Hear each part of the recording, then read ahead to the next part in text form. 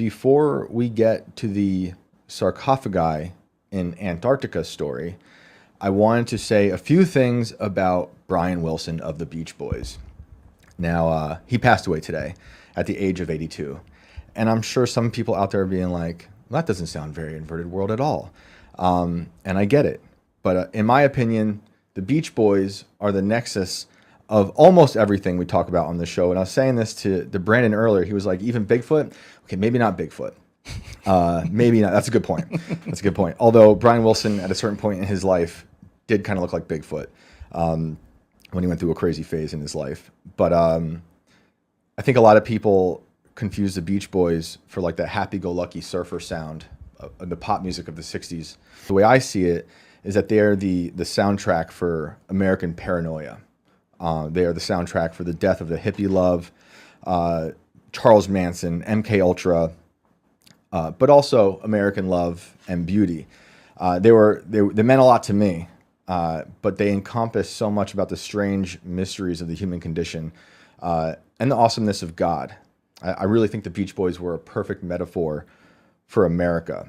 Listening to them and knowing their mythology and thinking about Brian Wilson passing away today, it just made me think how a lot of their music, while it might sound very pretty on the surface, it reminds me of the opening scene from David Lynch's movie Blue Velvet. And David Lynch, we also lost this year. So the opening scene of Blue Velvet, it's like the perfect white picket fence, small town, people waving, flowers, lovebirds, fire trucks, just that typical Americana.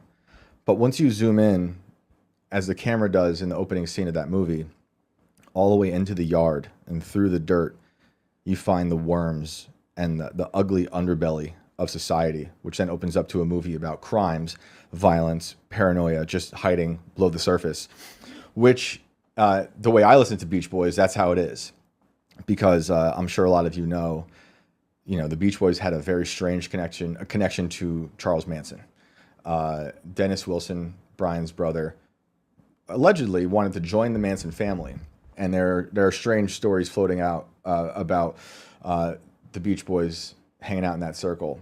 But it's even connected to the broader context of the CIA running these ops in the counterculture movement. They were loosely connected to Laurel Canyon. And a book that some of you might be interested in, if you haven't read already, is Weird Scenes from Inside the Canyon, which is a great book to read if you like the book like Chaos by Tom O'Neill. And if you don't know about that book, you should definitely read it. And that's about Charles Manson, his connections to the CIA, MK Ultra. The Mamas and the Papas have these weird connections to the government. Zappa had connections to the government. A lot of them had family members who were high up in the military doing strange things. I think Zappa's dad was like a bio-warfare engineer. And